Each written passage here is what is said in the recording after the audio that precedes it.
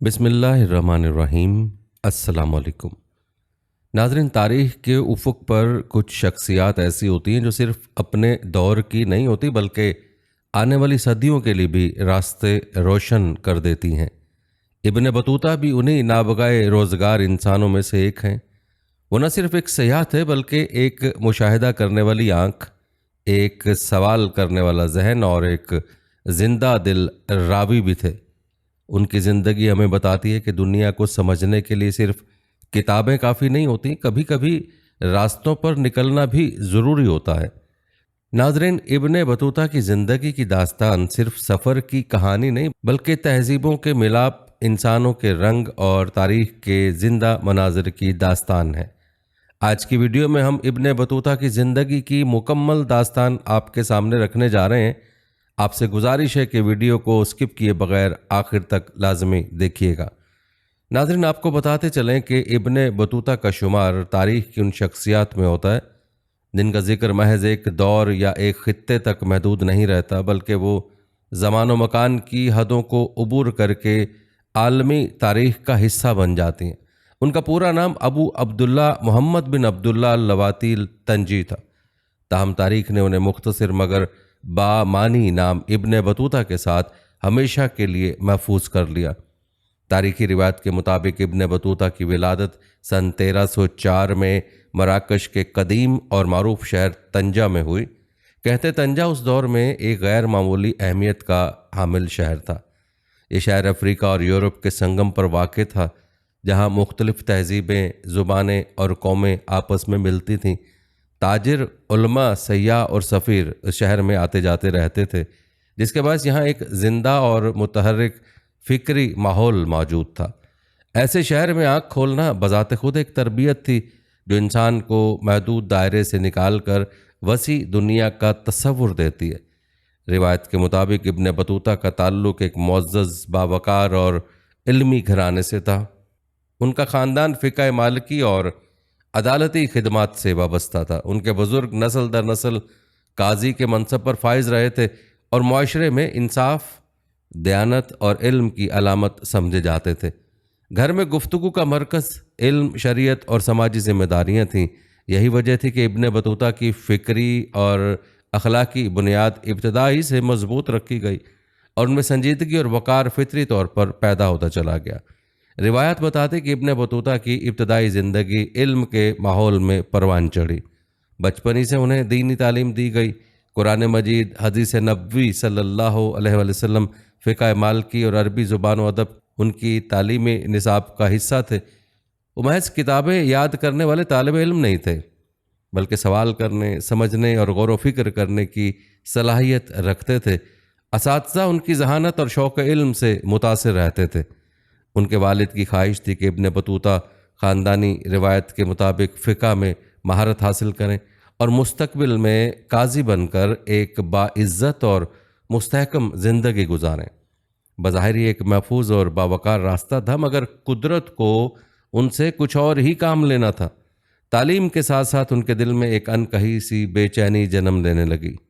वो किताबों में दर्ज शहरों और ममालिक के नामों को सिर्फ पढ़कर मुतमईन नहीं होते थे, बल्कि उन्हें देखने, जानने और महसूस करने की ख्वाहिश रखते थे। दुनिया के मुख्तलिफ इलाकों के किस्से उनके दिल में सवालात बनकर उतरते चले गए। उस वक्त वो खुद भी नहीं जानते थे कि खामोश ख्वाहिश एक दिन उन्हें घर बार, वतन और आराम छोड़कर ऐसे तवील सफ़र पर रवाना कर देगी जो तारीख़ इंसानी में मिसाल बन जाएगा। नाज़रीन, इब्ने बतूता नहीं जानते थे कि उनकी इब्तदाई तालीम, ख़ानदानी माहौल और अंदरूनी जुस्तजू आगे चलकर उनकी ज़िंदगी का रुख हमेशा के लिए बदल देने वाली थी। तारीख़ बताती कि सन 1325 का साल इब्ने बतूता की ज़िंदगी में एक खामोश मगर इनकलाबी मोड़ लेकर आया। उस वक्त उनकी उम्र महज 21 बरस थी। तालीम मुकम्मल हो चुकी थी। घर, ख़ानदान और मुस्तकबिल का एक वाज़ेह रास्ता उनके सामने मौजूद था, मगर दिल के किसी कोने में एक बेचैन आवाज़ मुसलसल पुकार रही थी। इसी आवाज़ ने एक दिन हज के इरादे की शक्ल इख्तियार की। कहा जाता है कि इरादा महज एक मजहबी फरीज़ा अदा करने तक महदूद न था, बल्कि लाशऊरी तौर पर यह एक ऐसे सफ़र की तमीद बन रहा था जो आगे चलकर इंसानी तारीख़ के तवील तरीन असफ़ार में शामिल हुआ। کہتے ابن بطوطہ نے نہ کسی بڑے قافلے کا انتظار کیا، نہ کسی شاہی سرپرستی کی تلاش کی۔ وہ تنہا سادہ لباس میں ایک اونٹ پر سوار ہو کر طنجہ سے مکہ مکرمہ کی سمت روانہ ہو گئے۔ ناظرین، اس سفر کو آج کے معیار سے نہیں بلکہ اس دور کی حقیقتوں کے ساتھ دیکھا جائے تو بے حد خطرناک تھا۔ راستے غیر محفوظ تھے، شہروں کے درمیان میلوں لمبے ویران صحرا تھے جہاں نہ سایہ تھا نہ پانی، جگہ جگہ ڈاکوؤں کے حملے، بیماریوں کا خوف، بھوک اور تنہائی سب ان کے ہم سفر تھے۔ کئی مرتبہ ایسا ہوا کہ وہ شدید بیمار پڑ گئے، کبھی راستہ بھٹک گیا، کبھی جان کا خطرہ منڈلانے لگا، مگر حیرت انگیز طور پر ہر آزمائش کے ساتھ ان کا حوصلہ کمزور ہونے کی بجائے مزید مضبوط ہوتا چلا گیا۔ یہی وہ مرحلہ تھا جہاں ابن بطوطہ کا اصل جوہر نکھر کر سامنے آیا۔ وہ صرف سفر نہیں کر رہے تھے، وہ خود کو دریافت کر رہے تھے۔ ہر مشکل ان کے لیے سبق بن جاتی اور ہر خوف انہیں مزید ثابت قدم کر دیتا تھا۔ طویل، تھکا دینے والے اور صبر آزما سفر کے بعد جب ابن بطوطہ مکہ مکرمہ پہنچے تو ان کے دل پر ایک عجیب کیفیت طاری ہو گئی۔ وہ شہر جس کا تصور برسوں سے ان کے ذہن میں بسا ہوا تھا اب ان کی آنکھوں کے سامنے تھا۔ خانہ کعبہ کا پہلا دیدار ان کے لیے محض ایک منظر نہیں بلکہ ایک روحانی زلزلہ تھا۔ وہ لمحہ ان کی زندگی کے ناقابل فراموش لمحات میں شامل ہو گیا۔ انہوں نے نہایت خشوع و خضوع کے ساتھ حج ادا کیا، مگر اس کے ساتھ ساتھ ان کا قیام مکہ میں کئی ماہ تک جاری رہا۔ اس عرصے میں ان کی زندگی کا دائرہ یکسر بدلنے لگا۔ مکہ اس زمانے میں صرف عبادت کا مرکز نہیں تھا بلکہ عالم اسلام کا ایک زندہ علمی اور تہذیبی سنگم بھی تھا۔ دنیا کے مختلف خطوں سے علماء، فقہاء، طلباء اور مسافر یہاں جمع ہوتے تھے۔ لہٰذا ابن بطوطہ نے اس موقع کو ضائع نہیں کیا۔ وہ علماء کی مجالس میں بیٹھتے، مختلف ملکوں کے لوگوں سے گفتگو کرتے، ان کے شہروں، رسم و رواج، سلطنتوں اور راستوں کے بارے میں سنتے۔ ہر نئی بات ان کے دل میں ایک نئی دنیا کا دروازہ کھول دیتی۔ مصر، شام، عراق، یمن، ہندوستان اور افریقہ کے قصے ان کے تخیل کو مہمیز دینے لگے، اور اسی مقدس شہر میں ایک فیصلہ خاموشی سے ان کے دل میں جڑ پکڑ گیا۔ انہوں نے محسوس کیا کہ اگر وہ اب واپس لوٹ گئے تو شاید زندگی بھر اس تشنگی کے ساتھ جئیں گے۔ چنانچہ انہوں نے طے کر لیا کہ وہ صرف حاجی بن کر واپس نہیں جائیں گے بلکہ دنیا کے مسافر بنیں گے۔ ناظرین، یہ فیصلہ کسی شور و غوغا کے ساتھ نہیں ہوا، مگر اسی لمحے ابن بطوطہ کی زندگی نے وہ رخ اختیار کیا جس نے انہیں تاریخ کا سب سے عظیم سیاح بنا دیا۔ کہتے ہیں حج کی ادائیگی کے بعد ابن بطوطہ کے لیے واپس وطن لوٹ جانا ممکن نہ رہا، کیونکہ مکہ مکرمہ میں کیے گئے فیصلے نے انہیں ایک نئی شناخت دے دی تھی۔ وہ اب صرف ایک مسافر نہیں بلکہ دنیا کو سمجھنے والا ایک جستجو گر بن چکے تھے۔ چنانچہ انہوں نے جزیرہ عرب سے آگے قدم بڑھایا اور عراق، ایران، یمن اور مشرقی افریقہ کی طرف سفر کا آغاز کیا۔ عراق میں داخل ہوتے ہی انہوں نے بغداد کے علمی ماحول، مدارس، مساجد اور بازاروں کو قریب سے دیکھا۔ یہ شہر اگرچہ ماضی کی عظمت سے کچھ محروم ہو چکا تھا، مگر علم اور تہذیب کی رمق ابھی بھی اس کی فضا میں موجود تھی۔ ایران میں انہوں نے مختلف سلطنتوں کے اثرات، شہری نظم و نسق اور عوامی زندگی کا مشاہدہ کیا۔ ہر شہر ایک نئی کہانی سناتا اور ہر قافلہ ان کے لیے معلومات کا نیا خزانہ لے کر آتا۔ یمن میں ابن بطوطہ نے بندرگاہی شہروں کی گہما گہمی، سمندری تجارت اور مختلف نسلوں کے لوگوں کا امتزاج دیکھا۔ یہاں سے وہ سمندری راستے کے ذریعے مشرقی افریقہ پہنچے، جہاں زنجبار، مومباسا اور دیگر ساحلی علاقوں میں انہوں نے افریقی معاشرت کو قریب سے جانا۔ انہیں اس بات پر حیرت ہوئی کہ کس طرح عرب، افریقی اور مقامی ثقافتیں ایک دوسرے سے گھل مل کر ایک منفرد تہذیب تشکیل دے چکی تھیں۔ کہا جاتا ہے کہ ان تمام خطوں میں ابن بطوطہ کا انداز ایک جیسا رہا۔ وہ صرف عمارتیں، شہر اور مناظر نہیں دیکھتے تھے بلکہ لوگوں کے دلوں اور ذہنوں کو پڑھنے کی کوشش کرتے تھے۔ وہ بازاروں میں جا کر تاجروں سے بات کرتے، عدالتوں میں بیٹھ کر فیصلوں کا طریقہ دیکھتے اور عام لوگوں سے ان کی روزمرہ زندگی کے بارے میں سوال کرتے۔ ناظرین، یہی تجسس انہیں محض ایک سیاح سے بڑھ کر ایک مورخ بنا دیتا ہے۔ روایات بتاتے ہیں کہ ایران، یمن اور افریقہ کے طویل اسفار کے بعد ابن بطوطہ نے بر صغیر کا رخ کیا، جو اس وقت دنیا کی امیر ترین اور طاقتور سلطنتوں میں شمار ہوتا تھا۔ وہ سلطان محمد بن تغلق کے عہد میں دہلی پہنچے۔ دہلی اس زمانے میں شان و شوکت، علم اور اقتدار کا مرکز تھی، جہاں دنیا بھر سے علماء، فنکار اور ماہرین آتے تھے۔ ابن بطوطہ کی علمی قابلیت اور فقہ مالکی میں مہارت نے جلد ہی سلطان کی توجہ حاصل کر لی۔ سلطان محمد بن تغلق ایک غیر معمولی حکمران تھا، نہایت ذہین، علم دوست، مگر اسی کے ساتھ سخت مزاج اور غیر متوقع فیصلوں کے لیے مشہور۔ سلطان نے ابن بطوطہ کو نہ صرف عزت بخشی بلکہ انہیں دہلی کا قاضی مقرر کر دیا۔ یاد رکھیں، یہ ایک غیر ملکی کے لیے بڑی ذمہ داری تھی جو سلطان کے اعتماد کا واضح ثبوت تھی۔ کہتے ہیں دہلی میں قیام کے دوران ابن بطوطہ نے ہندوستانی معاشرت کو قریب سے دیکھا۔ انہوں نے ہندو اور مسلم آبادی کے باہمی تعلقات، مختلف مذاہب کی موجودگی، تہواروں، عدالتوں اور شاہی تقریبات کا تفصیلی مشاہدہ کیا۔ شاہی دربار کی شان و شوکت، قیمتی لباس، ہاتھیوں کے جلوس اور خزانے کی وسعت نے انہیں حیران کر دیا، مگر اس چمک دمک کے پیچھے انہیں خوف اور بے یقینی کی فضا بھی محسوس ہوتی تھی۔ وہ لکھتے ہیں کہ سلطان محمد بن تغلق کبھی بے حد فیاض ہوتا تو کبھی معمولی شبے پر سخت ترین سزا دے دیتا۔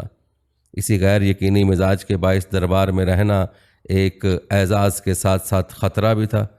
ابن بطوطہ خود بھی کئی بار اس فضا کی زد میں آئے، مگر ان کی دانش اور تدبر نے انہیں بچائے رکھا۔ اس مشاہدے کو ابن بطوطہ یوں قلم بند کرتے ہیں: حکمران کا عدل اس کی سلطنت کو مضبوط کرتا ہے اور اس کا ظلم بظاہر طاقتور ہونے کے باوجود زوال کی بنیاد بن جاتا ہے۔ ناظرین، کہا جاتا ہے کہ ہندوستان کا یہ دور ابن بطوطہ کی زندگی کے سب سے پیچیدہ اور یادگار ادوار میں شمار ہوتا ہے، جہاں اقتدار، علم اور خوف ایک ساتھ چلتے نظر آتے ہیں۔ ناظرین، تاریخ بتاتے ہیں کہ ہندوستان میں طویل قیام اور درباری ذمہ داریوں کے بعد ابن بطوطہ کا سفر ایک ایسے رخ پر مڑتا ہے جو زمانے کے بیشتر مسلمانوں کے لیے محض تصور ہی تھا۔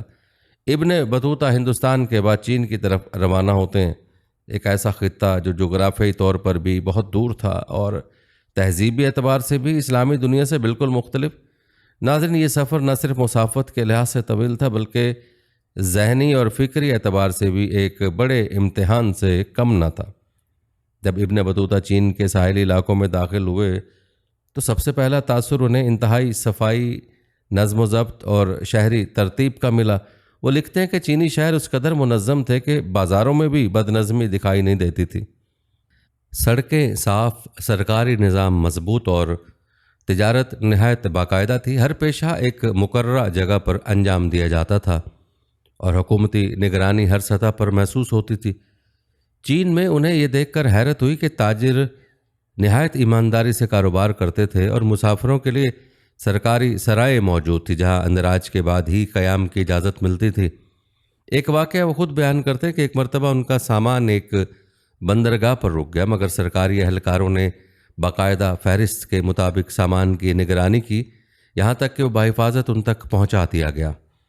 یہ چیز ان کے لیے غیر معمولی تھی کیونکہ بہت سے خطوں میں مسافر لوٹ مار کا شکار ہو جاتے تھے۔ تاہم اس نظم و ضبط کے ساتھ ساتھ ابن بطوطہ نے مذہبی اجنبیت کو بھی شدت سے محسوس کیا۔ وہ لکھتے ہیں کہ چین میں اسلام موجود تو تھا مگر اقلیت کی صورت میں۔ مسلمان مخصوص علاقوں میں رہتے تھے، ان کی مساجد الگ تھیں اور عمومی معاشرہ ان کے مذہبی تصورات سے ناواقف تھا۔ ابن بطوطہ کو یہاں یہ احساس ہوا کہ اگرچہ تمدن بہت ترقی یافتہ ہے مگر روحانی ہم آہنگی کا فقدان ہے۔ یہی وجہ تھی کہ چین کا سفر ان کے لیے حیرت انگیز ہونے کے ساتھ ساتھ ایک طرح کی تنہائی بھی لے کر آیا۔ ناظرین، آپ کو بتاتے چلیں کہ ابن بطوطہ کی تحریروں کا ایک نمایاں اور منفرد پہلو ان کا سماجی مشاہدہ ہے، خاص طور پر عورتوں کے کردار اور معاشرتی ڈھانچے کے حوالے سے۔ وہ جہاں بھی گئے وہاں کے خاندانی نظام، شادی بیاہ کی رسومات، عورتوں کی آزادی یا پابندی اور سماجی اقدار کو بڑی باریکی سے نوٹ کیا۔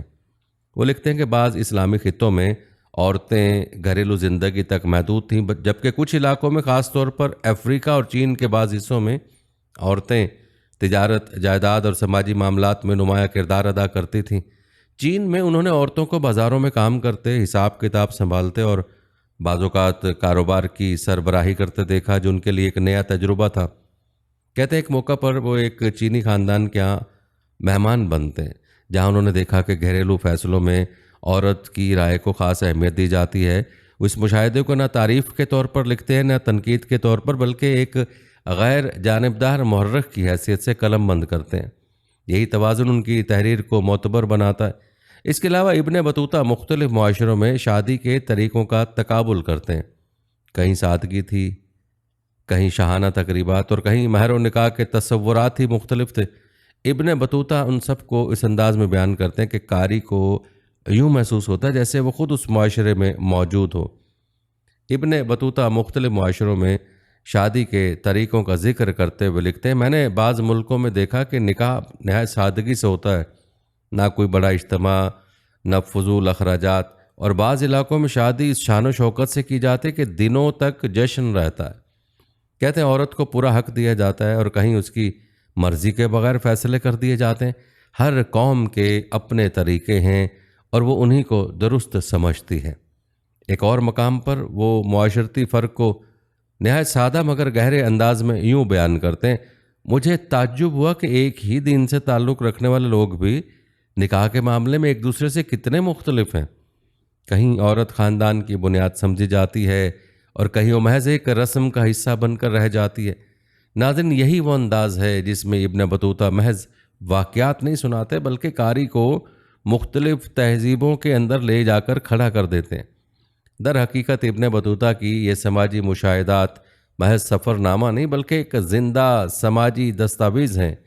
وہ ہمیں بتاتے ہیں کہ دنیا کو صرف نقشوں سے نہیں بلکہ انسانوں، ان کے رشتوں، عادات اور اقدار کو سمجھ کر جانا جا سکتا ہے۔ چین کا سفر اور مختلف معاشرتوں کا یہ مطالعہ ان کی شخصیت کو مزید وسیع اور گہرا بنا دیتا ہے، اور یہی وسعت انہیں تاریخ کا ایک بے مثال مسافر بنا دیتی۔ ناظرین، آپ کو بتاتے چلیں کہ ابن بطوطہ کے طویل اسفار اگرچہ علم، تجربے اور مشاہدے سے بھرپور تھے مگر سفر کبھی بھی مکمل طور پر محفوظ نہیں رہے۔ ان کی زندگی کا یہ پہلو اس حقیقت کو نمایاں کرتا ہے کہ دنیا دیکھنے کی قیمت اکثر خوف، تنہائی اور موت کے سائے میں ادا کرنی پڑتی ہے۔ وہ جس دور میں سفر کر رہے تھے اس زمانے میں نہ پختہ سڑکیں تھیں، نہ محفوظ سرحدیں، اور نہ ہی مسافروں کے لیے کوئی یقینی تحفظ۔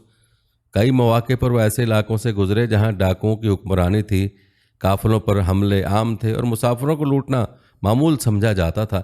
ابن بطوطہ خود لکھتے ہیں کہ ایک مرتبہ ان کا قافلہ راستے میں گھیر لیا گیا، سامان چھن گیا اور جان بچانا سب سے بڑی کامیابی بن گیا۔ اس لمحے انہیں شدت سے احساس ہوا کہ علم کا مسافر ہر وقت تلوار کی نوک پر کھڑا ہوتا ہے۔ بعض خطوں میں انہیں سیاسی بد اعتمادی کا سامنا کرنا پڑا، اجنبی ہونے کے باعث ان پر جاسوسی کے شبہے کیے گئے اور ایک سے زیادہ مرتبہ انہیں قید میں ڈال دیا گیا۔ قید کا یہ تجربہ ان کے لیے نہایت کٹھن تھا، کیونکہ نہ زبان پوری طرح سمجھ میں آتی تھی، نہ یہ معلوم ہوتا تھا کہ رہائی نصیب ہوگی یا نہیں۔ ان لمحوں میں وہ لکھتے ہیں کہ انسان کو اپنے علم، مرتبے اور شناخت سب بے معنی لگنے لگتے ہیں اور صرف جان کی سلامتی کی دعا باقی رہ جاتی ہے۔ ایک موقع پر انہیں سمندری سفر کے دوران شدید خطرے کا سامنا کرنا پڑا۔ طوفانی ہواؤں نے جہاز کو ہلا کر رکھ دیا اور کئی مسافر یہ سمجھ بیٹھے کہ اب بچنا ممکن نہیں۔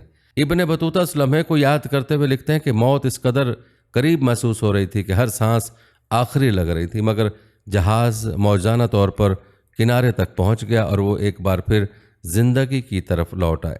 اسی حوالے سے وہ اپنی کتاب میں لکھتے ہیں، میں کئی بار ایسی حالت میں پہنچا جہاں موت بالکل قریب محسوس ہوئی، مگر ہر بار اللہ نے مجھے ایسے بچایا جیسے ابھی میرا سفر مکمل نہیں ہوا تھا۔ ابن بطوطہ کی زندگی کے سب سے خوفناک تجربات میں سے ایک وہ تھا جب کسی علاقے میں باغیوں نے انہیں قتل کرنے کا منصوبہ بنایا۔ وجہ صرف یہ تھی کہ حکمران طبقے سے وابستہ سمجھے جاتے تھے۔ چند خیر خواہ لوگوں کی بروقت اطلاع نے ان کی جان بچائی اور وہ راتوں رات اس خطے سے نکلنے پر مجبور ہو گئے۔ ناظرین، تمام آزمائشوں کے باوجود حیرت کی بات یہ ہے کہ ابن بطوطہ کا حوصلہ کبھی ٹوٹا نہیں۔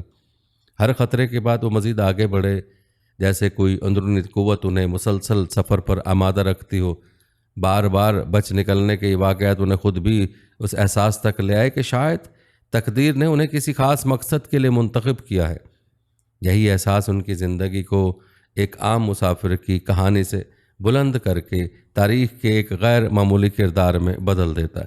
ناظرین، آپ کو یہ جان کر یقیناً حیرانگی ہوگی کہ تقریباً 29 برس تک دنیا کے مختلف خطوں کی خاک چھاننے کے بعد ابن بطوطہ بالآخر اپنے وطن مراکش واپس لوٹے۔ یاد رکھیں، 29 برس کا زمانہ زبان پر ہلکا محسوس ہوتا ہے۔ یہ زمانہ ایک انسان کی آدھی زندگی ہے۔ کہتے ابن بطوطہ کی واپسی محض ایک مسافر کی گھر لوٹنے کی کہانی نہیں تھی، بلکہ ایک ایسے انسان کی واپسی تھی جو اپنے ساتھ پوری دنیا کے مشاہدات، تجربات اور کہانیاں سمیٹے ہوئے تھا۔ جب وہ طنجہ کی سرزمین پر قدم رکھتے ہیں تو وہ وہی نوجوان نہیں رہتے جو برسوں پہلے حج کے ارادے سے نکلا تھا، بلکہ وہ ایک ایسا شخص بن چکا تھا جس نے 3 بر اعظموں، درجنوں سلطنتوں اور لاتعداد تہذیبوں کو قریب سے دیکھا تھا۔ کہا جاتا ہے کہ مراکش کے سلطان ابو عنان فارس کو جب ابن بطوطہ کے طویل اور غیر معمولی اسفار کا علم ہوا تو انہوں نے فوراً حکم دیا کہ اس مسافر کی یادداشتوں کو محفوظ کیا جائے تاکہ آنے والی نسلیں اس علم سے فائدہ اٹھا سکیں۔ سلطان کے حکم پر معروف عالم ابن جزی کو مقرر کیا گیا کہ وہ ابن بطوطہ کے بیانات کو تحریری شکل دیں۔ یوں ابن بطوطہ اپنی یادداشتیں سناتے جاتے اور ابن جزی انہیں قلم بند کرتے جاتے۔ اس طرح جو کتاب وجود میں آئی وہ تاریخ میں رحلہ ابن بطوطہ کے نام سے مشہور ہوئی۔ یہ کتاب صرف راستوں، شہروں اور فاصلوں کی فہرست نہیں تھی، بلکہ ایک زندہ دنیا کی تصویر تھی۔ اس میں سفر کی تھکن بھی تھی، حیرت بھی، خوف بھی، خوشی بھی، اور انسانوں کے مختلف رنگ بھی۔ کہیں شاہی درباروں کی شان و شوکت تھی تو کہیں غریب بستیوں کی سادگی، کہیں علم کی محفلیں تھیں تو کہیں جنگ، قحط اور بد امنی کے مناظر۔ ناظرین، ابن بطوطہ کا سفر نامہ اس اعتبار سے بھی منفرد ہے کہ وہ واقعات کو خشک انداز میں نہیں بلکہ ایک زندہ انسان کی آنکھ سے بیان کرتے ہیں۔ قاری یوں محسوس کرتا ہے جیسے وہ خود ان کے ساتھ سفر کر رہا ہو۔ راستوں کی گرد، سمندروں کے تلاطم اور شہروں کی رونق سب اپنی آنکھوں سے دیکھ رہا ہو۔ یاد رکھیں، ابن بطوطہ کا سفر نامہ محض ذاتی یادداشت نہیں بلکہ علمی اور تاریخی اعتبار سے ایک بے مثال دستاویز ہے۔ یہ کتاب جغرافیہ، تاریخ، سماجیات اور تہذیب کے لیے ایک ایسا خزانہ ہے جس کی مثال اس دور میں کم ہی ملتی ہے، کیونکہ انہوں نے ان علاقوں کا ذکر کیا جن کے بارے میں اس زمانے میں یا تو بہت کم معلومات تھیں یا معلومات سرے سے موجود ہی نہیں تھیں۔ ناظرین، ابن بطوطہ کے مشاہدات سے ہمیں معلوم ہوتا ہے کہ مختلف خطوں میں حکمرانی کے نظام کیسے تھے، عدالتیں کیسے کام کرتی تھیں، بازاروں کا انداز کیسا تھا اور عام لوگوں کی روزمرہ زندگی کس طرح گزرتی تھی۔ وہ صرف بادشاہوں اور امیروں کا ذکر نہیں کرتے بلکہ عام انسان، عورتوں کے کردار، شادی بیاہ کے رسم و رواج، لباس، کھانے پینے اور سماجی اقدار تک کو بیان کرتے ہیں۔ یاد رکھیں، تاریخ دانوں کے نزدیک ابن بطوطہ کی اہمیت اس لیے بھی زیادہ ہے کہ وہ ایک مسلمان عالم کی حیثیت سے دنیا کو دیکھ رہے تھے، مگر ان کی نظر تعصب سے پاک تھی۔ وہ جہاں اچھائی دیکھتے اس کی تعریف کرتے اور جہاں خامی محسوس کرتے اسے بھی دیانتداری سے بیان کرتے۔ یہی وصف ان کے سفر نامے کو محض ایک ذاتی داستان کی بجائے ایک مستند تاریخی ماخذ بنا دیتا ہے۔ آج بھی جب محققین قرون وسطیٰ کی دنیا کو سمجھنا چاہتے ہیں تو ابن بطوطہ کی رحلہ ان کے لیے ایک رہنما کتاب کی حیثیت رکھتی ہے۔ ناظرین، یہ سفر نامہ ہمیں یہ احساس دلاتا ہے کہ علم صرف کتابوں میں نہیں بلکہ دنیا کو دیکھنے، سمجھنے اور بیان کرنے میں بھی پوشیدہ ہوتا ہے۔ ناظرین، بات کی جائے اس عظیم انسان کی وفات کی تو روایت کے مطابق ابن بطوطہ کا انتقال تقریباً 1368 میں مراکش کے سرزمین پر ہوا، اسی وطن میں جہاں سے ان کا طویل اور حیرت انگیز سفر شروع ہوا تھا۔ روایت بتاتے کہ عمر کے آخری حصے میں وہ گوشہ نشینی کی طرف مائل ہو گئے تھے، مگر ان کے دل و دماغ میں دنیا کے وہ مناظر ہمیشہ زندہ رہے جنہیں انہوں نے اپنی آنکھوں سے دیکھا تھا۔ وہ خاموش ہو گئے مگر ان کی کہانی خاموش نہ ہو سکی۔ آج ابن بطوطہ کی قبر ہمیں صرف ایک مسافر کی آخری آرام گاہ نہیں دکھاتی بلکہ ایک ایسے انسان کی یاد دلاتی جس نے زمین کو اپنی درسگاہ بنا لیا تھا۔ انہوں نے ثابت کیا کہ علم کی تلاش صرف کتابوں تک محدود نہیں بلکہ راستوں، شہروں، انسانوں اور تہذیبوں کو سمجھنے سے بھی جنم لیتی ہے۔ ناظرین، تاریخ میں ابن بطوطہ کا مقام اس لیے منفرد ہے کہ وہ محض سفر کرنے والے نہیں تھے بلکہ دیکھنے، سمجھنے اور محفوظ کرنے والے انسان تھے۔ ان کا سفر نامہ آج بھی زندہ ہے اور ہر قاری کو یہ پیغام دیتا ہے کہ اگر انسان میں جستجو زندہ ہو تو پوری دنیا اس کی کہانی بن سکتی ہے۔ یاد رکھیں، ابن بطوطہ دنیا سے رخصت ہو گئے مگر ان کا سفر کبھی ختم نہیں ہوا۔ وہ آج بھی اپنے لفظوں کے ذریعے ہمیں زمانوں اور سرحدوں سے آگے لے جاتے ہیں۔ ناظرین، ابن بطوطہ کی زندگی محض ایک تاریخی داستان نہیں بلکہ آج کے انسان کے لیے ایک زندہ پیغام ہے۔ وہ ہمیں یہ سکھاتے ہیں کہ علم صرف مدرسوں، کتابوں یا جامعات کی چار دیواری تک محدود نہیں ہوتا، بلکہ دنیا کو دیکھنا، لوگوں سے ملنا، مختلف معاشروں کو سمجھنا علم ہی کا ایک شکل ہے۔ ان کے نزدیک سفر ایک فضول مشغلہ نہیں تھا، بلکہ سیکھنے کا ایک مستقل ذریعہ تھا۔ وہ جہاں گئے وہاں کے لوگوں کو جانا، ان کے دکھ سکھ سمجھے، ان کے عقائد، رسم و رواج اور طرز زندگی کا مشاہدہ کیا اور اسی مشاہدے کو علم میں ڈال دیا۔ ناظرین، ابن بطوطہ ہمیں یہ احساس دلاتے ہیں کہ مختلف تہذیبوں کو سمجھنا حکمت ہے۔ جو انسان صرف اپنی ہی دنیا کو سب کچھ سمجھ بیٹھے، وہ فکری طور پر محدود رہ جاتا ہے۔ ابن بطوطہ نے افریقہ، ایشیا اور یورپ کے مختلف خطوں میں رہ کر دیکھا کہ انسان رنگ، زبان اور ثقافت میں مختلف ہو سکتے ہیں، مگر بنیادی انسانی جذبات ہر جگہ ایک جیسے ہوتے ہیں۔ ان کا پیغام یہ ہے کہ اختلاف سے ڈرنے کی بجائے اسے سمجھا جائے، کیونکہ سمجھ ہی انسان کو بالغ نظر بناتی ہے۔ سب سے بڑھ کر ابن بطوطہ سوال کرنے کی اہمیت سکھاتے ہیں۔ وہ خاموش تماشائی نہیں تھے، بلکہ ہر منظر کے پیچھے کیوں تلاش کرتے تھے۔ لوگ ایسے کیوں جیتے ہیں؟ حکومت ایسے کیوں چلتی ہے؟ معاشرہ اس طرح کیوں تشکیل پاتا ہے؟ یہی سوالات تھے جنہوں نے ان کے سفر کو عام سیاحت سے بلند کر کے فکری تحقیق بنا دیا۔ آج کے انسان کے لیے پیغام نہایت اہم ہے کہ سوال کرنا بغاوت نہیں بلکہ ترقی کی پہلی سیڑھی ہے۔ ناظرین، ہماری آج کی ویڈیو کا لب لباب یہی ہے کہ ابن بطوطہ صرف ایک مسافر نہیں تھے، وہ دراصل تاریخ کے مسافر تھے۔ ان کے قدموں نے صرف زمین کے فاصلے طے نہیں کیے، بلکہ وقت اور تہذیبوں کے درمیان پل قائم کیے۔ ان کی تحریروں میں آج بھی وہ آواز سنائی دیتی ہے جو کہتی ہے کہ دنیا کو سمجھنے کے لیے اس میں چلنا پڑتا ہے، اسے آنکھ ملانی پڑتی ہے۔ ان کی زندگی ہمیں سبق دیتی ہے کہ جو انسان راستوں سے نہیں ڈرتا وہی دنیا کو سمجھ پاتا ہے۔ خوف انسان کو ایک جگہ باندھ دیتا ہے، جبکہ جستجو اسے آگے بڑھاتی ہے۔ ابن بطوطہ نے ہمیں یہ دکھایا کہ اگر نیت میں سچائی اور دل میں تلاش ہو تو پوری دنیا ایک کھلی کتاب بن جاتی ہے۔ ناظرین، یہ تھی ہماری آج کی ویڈیو۔ کمنٹ سیکشن میں اپنی رائے کا اظہار ضرور کریں اور بتائیں کہ آپ اگلی ویڈیو کون سے اسلامک ٹاپک پر دیکھنا چاہتے ہیں۔ آپ کی قیمتی رائے ہمارے لیے بہت اہمیت رکھتی ہے، اور جانے سے پہلے ویڈیو کو شیئر ضرور کیجیے گا۔ ہم امید کرتے ہیں کہ آپ کو ہماری آج کی یہ ویڈیو ضرور پسند آئی ہوگی۔ اگر آپ کو ہماری آج کی یہ ویڈیو پسند آئی تو اس کو لائک کریں۔ آخر میں آپ لوگوں سے ایک بار پھر درخواست ہے کہ ہمارے چینل کو ضرور سبسکرائب کر لیں اگر آپ نے ابھی تک ہمارا چینل سبسکرائب نہیں کیا ہوا، اور سبسکرائب کے ساتھ لگے گھنٹی کے بٹن کو بھی ضرور کلک کریں تاکہ آپ کو ہمارے آنے والی مزید ویڈیوز کا نوٹیفیکیشن بر وقت ملتا رہے۔ اللہ تعالیٰ آپ کو اپنی زمان میں رکھے، آمین۔